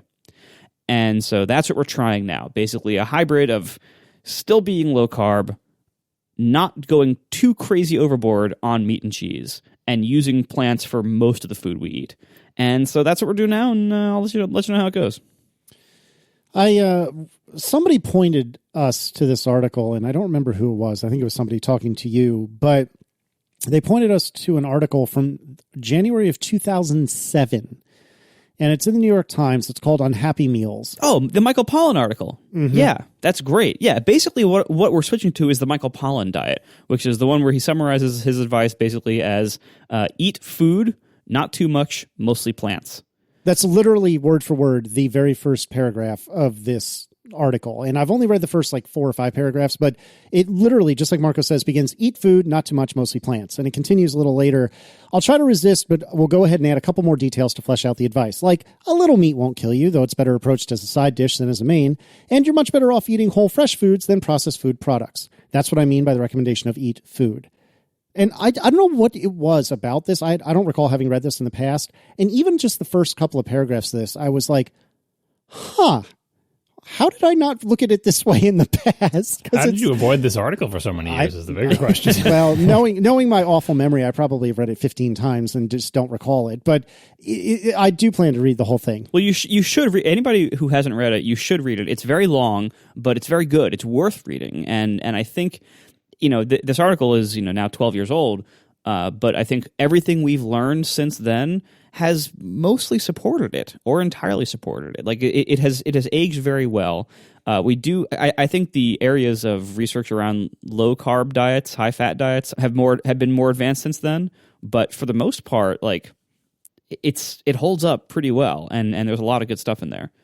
Problem with a lot of this food science stuff is it does come and go in phases where one thing is bad and one thing is good. I think the thing over my lifetime that has had the most consistent scientific evidence is the thing that nobody wants to talk about because it is just depressing, which is basically setting aside diseases and things that will kill you like heart attacks or whatever.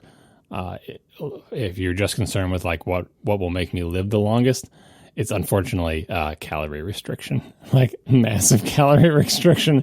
If you want to make people or lab mice live for longer than their peers, again, setting aside the normal disease that takes them all out in equal measure, calorie restriction. Calorie restriction is not fun. I'm not talking about I'll eat a little bit less. I'm talking about calorie restriction where not that you're starving to death, but maybe close. And they always do those studies, and it's we did this, and look, these mice lived 25% longer, and everyone's like, okay, well, that's not actionable because no one wants to be hungry, right? But it's but you'll live longer. It's yeah, well, hunger. No, take a pass on the hunger. So everyone's like, should I eat oat bran? Tell me about that. I'm not into the whole being hungry all the time, and honestly, it's not good. You shouldn't do this. I'm just saying from a scientific perspective, that has been very consistent.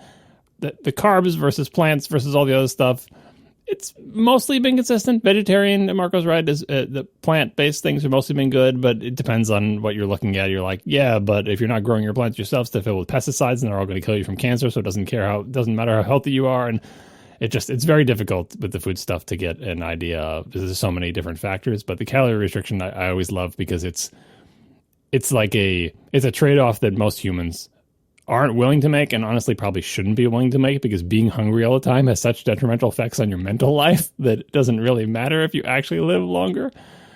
Yeah. Well, I will say, so on that topic, I mean, so one of the books I've been reading is How Not to Die by Michael Greger, and that's actually quite good. It almost every chapter, so it basically goes like, number one, like how not to die from heart disease. Chapter two, how not to die from cancer. And it's like every chapter is like, how to greatly reduce your risk as much as possible. And it's almost entirely about diet. And it's almost entirely basically saying 100% plant-based diet is the way to go for everything. And there's parts of it that I think have been not disproven, but could use a bit more commentary. And I don't agree with all of it, but it's a good read to at least know like what your risks are with certain things. And I've also really enjoyed in this week of research on this topic on YouTube this guy named Ivor Cummins, who I'm not entirely sure what his credential or what his like medical credentials are. I think he's just like a nerd, but he does a lot of stuff about like looking at studies scientifically and what the actual risks are for heart disease, and how pretty much it all comes down to insulin resistance and problems that arise from that and everything. And so it's very good, and he does a number of things. And I don't think it's wise to follow any one person 100% to the letter in this area, because as John said, everyone has different things and these things change over time. So it's worth looking at like people who are looking at data and larger trends and looking at science and things behind it, and really why things work the way they do in our bodies and our best knowledge at the time. And that's why I'm looking more like at like consistent themes that all the best science seems to agree on. And that's what it's basically like. Eating a lot of carbs is really bad for us. And also, there's a lot of risks involved in eating a lot of meat and cheese. I think the carb one is going to turn around in like 5 to 10 years. Like that one feels like a cycle to me. The problem with this whole domain is success in this domain. We just mentioned it. Like success in this domain has a lot to do with like what we would now consider meminess, like the Michael Pollan thing. Like he's not super qualified to tell the world what to eat, but he had a snappy, a memorable slogan that has some reasonable foundation and has a kernel of truth behind it. And that's the one we all remember. Like, it's marketing and sales and with a good intent. Like Michael Pollan probably has a good intent, right? But that's why we have all these other fads of like, oh, you can't eat eggs, oh, you should eat all eggs. Like, I mean, if you had told people about like keto like 15, 20 years ago, they'd be like, what? A diet where you just eat all that? Like it's the exact opposite of what they were telling everybody before. It was like, don't even eat egg whites. Forget about the yolks. The yolks will kill you. Don't even have egg whites. And then keto is like, no, only eggs. And it's like a total reversal. And then like carbs and gluten I feel like that's going to go around in a cycle too. But yeah, there is a consistent theme under it all. But through that whole thing, the people who are successful in the market of like telling people what to eat are very often successful. Even people like Michael Pollan are very often successful for reasons that have nothing to do with science. So you really have to try to take the broad view and try to feel like, well, all these people are trying to make money telling me how to live, but I feel like the accumulation of evidence is probably leaning in the direction of like Marco's assessment of like, oh, probably plants are good. And I mean, like the Michael Pollan thing caught on because it's memey and because it agrees with a lot of the science, but you can't really get hung up on the details. So you have to just be resigned to the fact that eventually like there'll be some study that says if you eat an all plant diet in the current agricultural system, your chances of cancer go up to a degree that negates the longevity effects of the plant-based diet. Like you never know when that's lurking out there. So I feel like shouldn't ever feel like you have it figured out and shouldn't chase trends too much, but just like that's why the wussy like moderation in all things diet is like it's like index funds. Right? Like, don't pick individual stocks because you're going to mess it up. You don't have enough information and it's too hard to know. But in general, an index fund across all of them is probably going to be mostly okay. That's why I tend not to like diets that 100% eliminate a certain kind of food because it's the equivalent of picking individual stocks. This may be a horrible analogy, but well, I mean, it is. I mean, there's certain things like moderation on all things. Really? How about heroin? Do you want have some heroin? In foods, in moderation in all kinds of foods, like not eliminating like, oh, I don't eat any fish, I don't eat any meat, I don't eat any plants, I don't eat any vegetables. Like it's you're really putting your chips down on a particular number on the whatever roulette wheel instead of, I don't know, my analogies are falling apart. You know what I'm saying? Yeah. No, and the reality is like there are these few things that everyone seems to agree on, like yeah, you know what? Eating as many plants as you possibly can, especially when those plants are not grains and corn, that's a really good idea most of the time. And like, I don't think any diet has really ever legitimately found that, oh, you know what? It turns out we should eat less kale. Like that has never happened. That will never happen. As I'm saying, like the pesticide and the agricultural practice is part of the wild card in that, right? Like I don't think anyone's going to say that the vegetables are particularly bad, although there are some that have weird chemicals that have different reactions with different people's tolerances for them that can really mess you up. But we don't grow our own vegetables. Everything we grow is covered with pesticides, and those pesticides are quote unquote safe to use, according to politicians that are massively lobbied by the companies that put so there's always something lurking, right? It's like, yes, but so that's why you feel like you really have to spread it around. And same thing with the meat filled with antibiotics and all, like nothing is safe, right? So you just try to spread the risk. Yeah, that's actually pretty good advice. And ultimately, humans are omnivores. Like we were made to do a lot of this stuff. Mm-hmm. But I think what we found over and over again is that we were not made for the American diet. You don't need to eliminate any of these things completely, but the typical balance of the American diet is way out of whack for what our bodies really... Should be 90% corn syrup. Yeah, right. It's like the balance of what we eat is way, way off, even though the individual components can be part of a regular diet. It's part of a nutritious breakfast. Exactly. Oh, all right. So I do want to move on because I wanted to cover this last week and forgot. I want to talk about Casey's app. Okay. I want to talk about the business side of your app a little bit. Yeah. Let me set the stage a little bit. So this app is in progress, and if all goes according to plan, what it lets you do is crawl your contact list that's on your device. And it will look at different data sources such as Gravatar or maybe, Twitter or something, and try to say, hey, for the contact that I'm looking at, do they have an image on Gravatar or Twitter or what have you that I can use to update that contact? So, as an example, Marco somehow, some way, I don't think has an image in my contact list, but Marco has an image on Instagram, on Gravatar, on Facebook, on Twitter. Well, maybe not Facebook, but you get the point. And so this app will look at one or more or all of those, and it will try to grab a new image from Marco, and if I so choose, save it into my contacts list.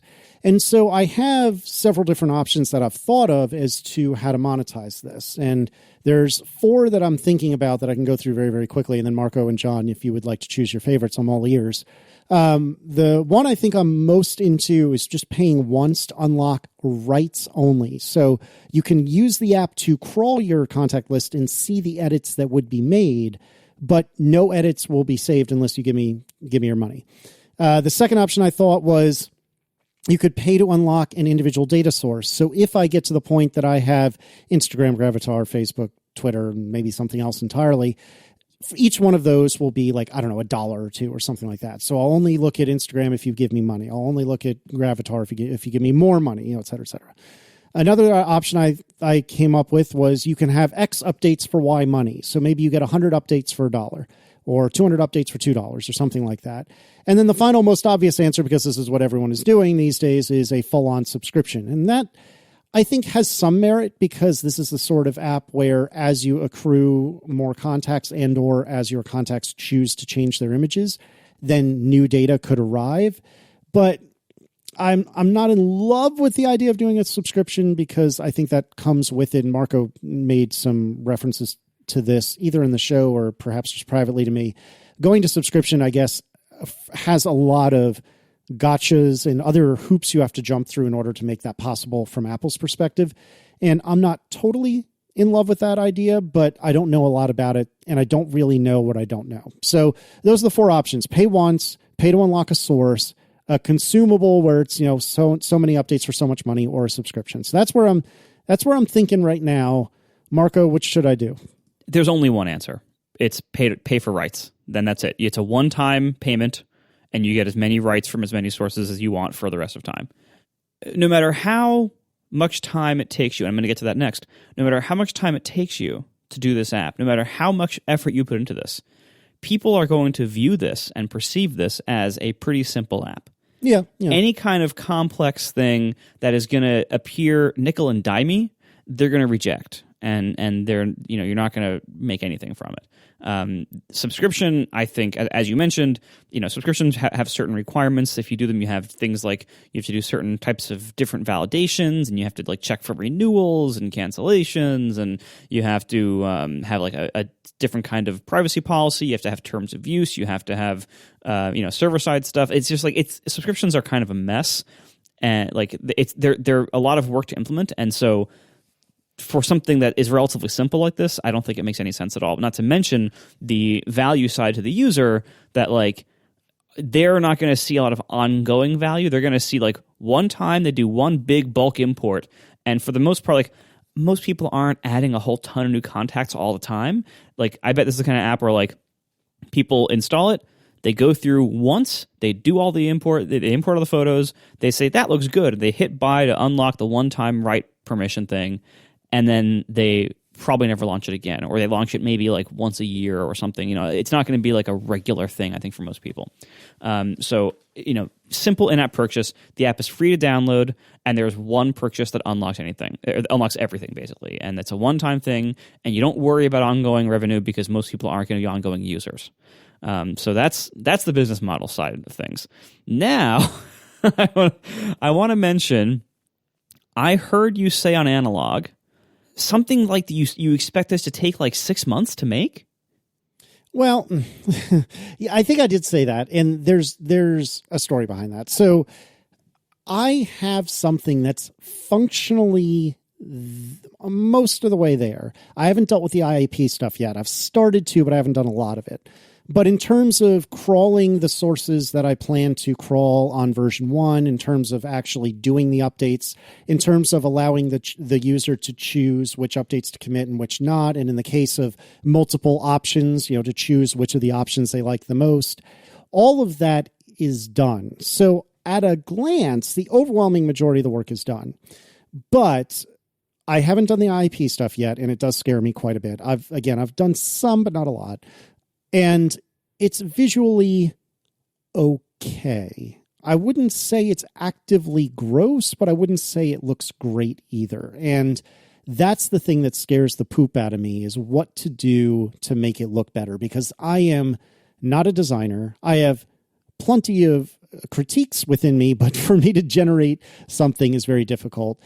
I have no idea if this will make any money. So I'm not in love with the idea of paying a designer just because I don't know if I'll ever make that money back. So I'm not really sure where to go from there. And that's what scares me about it, is if I even imply on a podcast, it'll be ready by this time, I'm going to end up blowing through it and past it. And so that's what scares me. But I mean, if I didn't care about the look, all I really need to do is fix up a few bugs and get IAP working, and then I could ship, which in a perfect world is a couple of weeks. Good. So here's why you need to do that. Okay. Because, when you said 6 months, I laughed out loud. And I thought, oh no, Casey, you are so misguided. But I'm glad to hear. So, I don't think you need to be worried about the IAP stuff. If you do the one-time, non-consumable in-app purchase of the unlocked the rights, that's the simplest way to do it.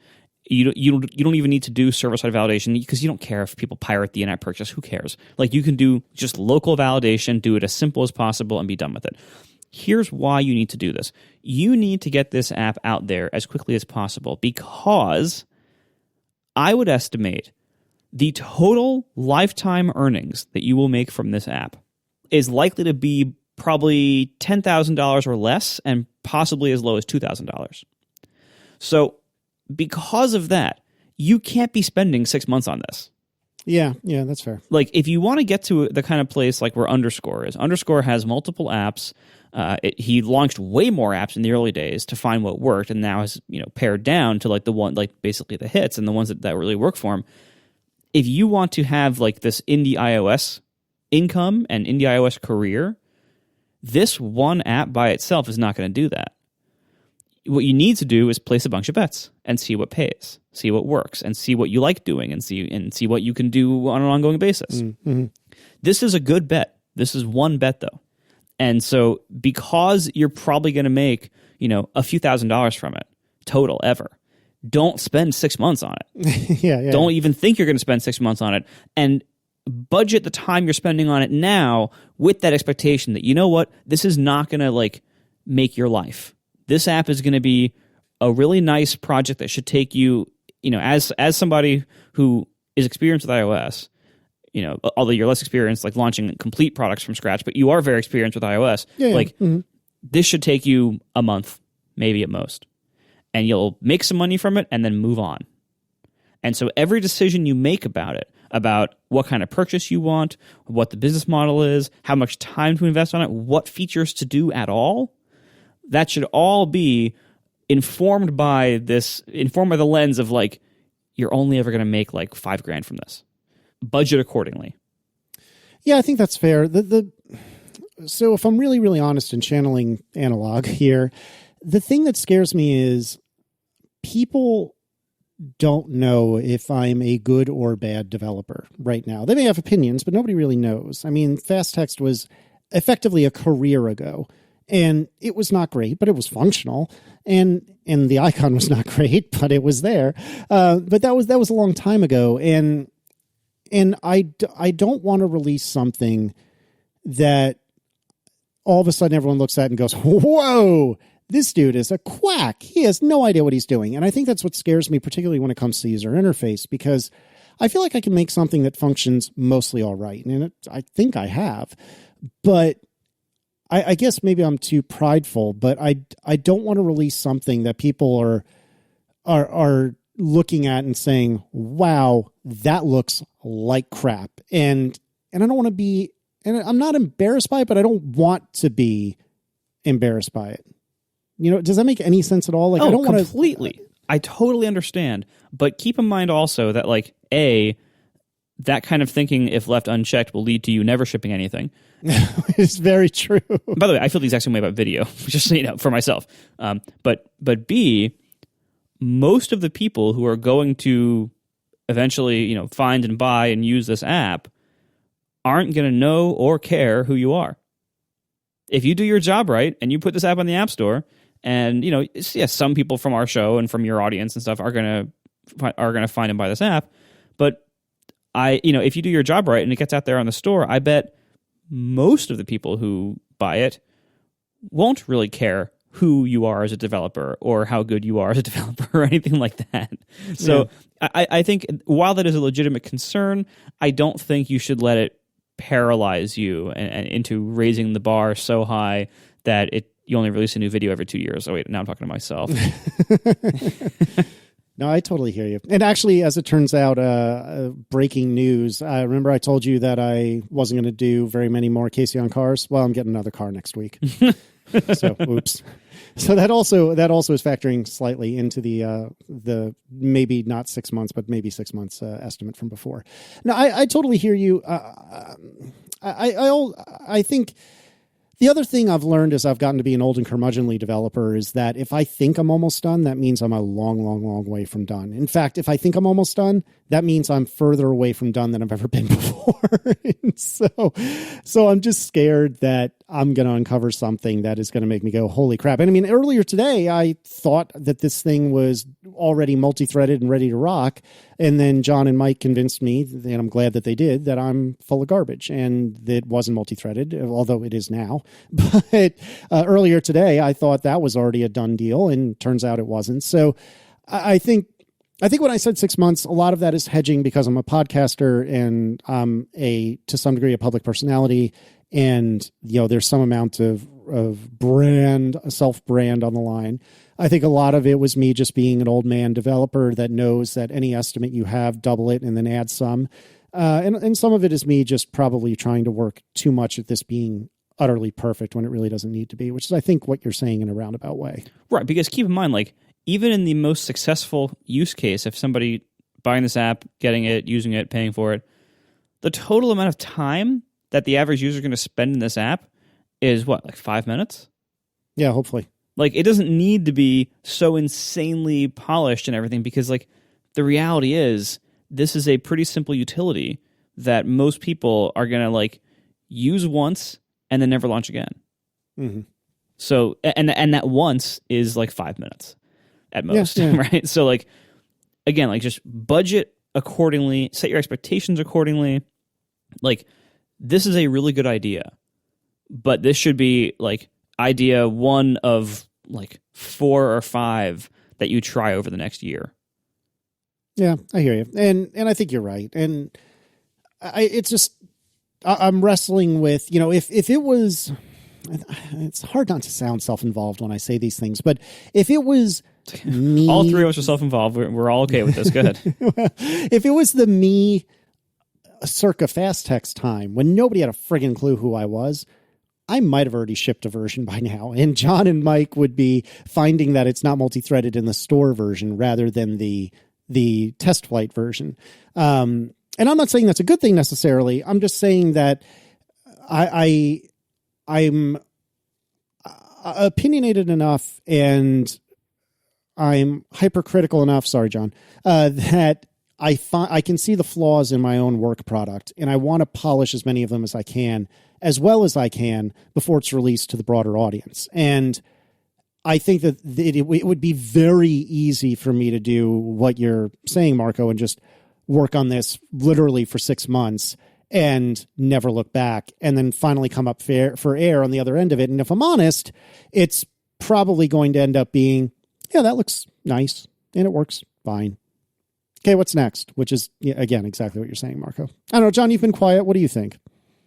I agree. Pay once is the right way to go, and I agree with Marco. You should just ship. But given the potential, small income from this thing, I don't think, like, it depends on what your strategy. If your strategy is to go the underscore route, then yeah, ship soon and then come for the next day, so on and so forth. But if your intent is for this to be kind of a background hobbyist thing to keep your skills sharp and maybe hone them, I don't think, if you want this thing to take 6 months because you sporadically work on it and polish it to a degree that is out of proportion to the amount of money you spend, go for it and just consider it a sunk cost and a learning opportunity, and make your next one the one that you ship in 3 weeks or whatever. Like, I don't know what your goal is with the effort, right? Like, it really depends on what you want to get out of it. If you're trying to get income out of it, yeah, for sure, then don't spend 6 months on it. But if you're viewing it as something else, a learning opportunity, trying to see if you like making iOS apps, just trying to keep your skills sharp, to return to the marketplace. There's so many different things that you could use this for, some of which actually do fit into a 6 month schedule. Yeah, and I think half of me wants it to be the underscore approach of throw it against the wall, see if it sticks, and half of me wants it to be, well, I can see that this is version 1, but version 2 could do this thing, and version 3 could do that thing. And I mean, you were telling me earlier, John, that duplicate detection would be something interesting I could add in. And I mean, I've thought of the same thing, but I don't view that as V1 by any stretch of the imagination. And so I don't know. I guess I don't really know what to make of it. And I think my hope is if I put it out there and if it gets some amount of traction, then I have no problem with, dedicating myself to a degree to this. I'm not hell bent on the underscore approach. Not to say that there's a problem with the underscore approach. It's just, I don't have any other particularly great ideas, in my back pocket at this time. But yeah, I just kind of want to ride this wave and see where it goes. And my hope is, I've hoped that I would get it done in a lot less than 6 months. In fact, in 1 or 2 months, but I don't trust myself to actually execute on that. Not from lack of trying, but just because, the last 10% is 90% of the work. You know what I mean? Yeah, but what is your goal though? Like, is your goal, I want to eventually be making a substantial portion of income from the App Store, or is your goal, I want to keep my skills sharp if I have to re-enter the marketplace? Like, what is the balance of what are your goals, plural possibly, and what is the balance of them? I think my goal is that I would like to diversify my income and have a noticeable income stream from the App Store. Now, noticeable doesn't necessarily mean, something as big as Overcast. It can be something considerably smaller than that, but something where it's more than just pocket change. And secondarily, yes, absolutely. didn't really touch Xcode for the first 2 to 3 months, maybe even more, of me being independent. And I think I kind of needed that break to just kind of chill out for a little bit and catch my breath after 15 years of working, which I know to you, John, sounds absurd, but here we are.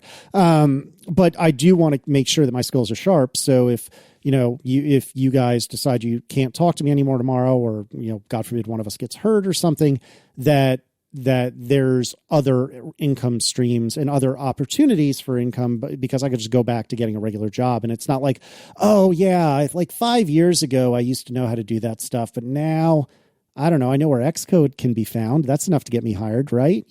Like, I don't want to put myself in that position either. I don't know if that really answers your question, but that's kind of, it does. It answers it pretty well. And I mean, I think more than anything, it's keeping my skills sharp. You had asked, what's the weight of this? I think more than anything, it's keeping my skills sharp. But it's not just me goofing off and writing a tool for myself, like my podcast editing tool is, like my photo management tool is. That was stuff that I never really intended to release to anyone. This, from the get-go, once I proved the concept to myself, has been intended for release. So I think it's useful to have something that I want to release to the broader world to keep my skills sharp enough that if I were to interview tomorrow, I can point to not tomorrow, but hopefully in less than 6 months, I can point to an app in the App Store and say, I did that start to finish, top to bottom.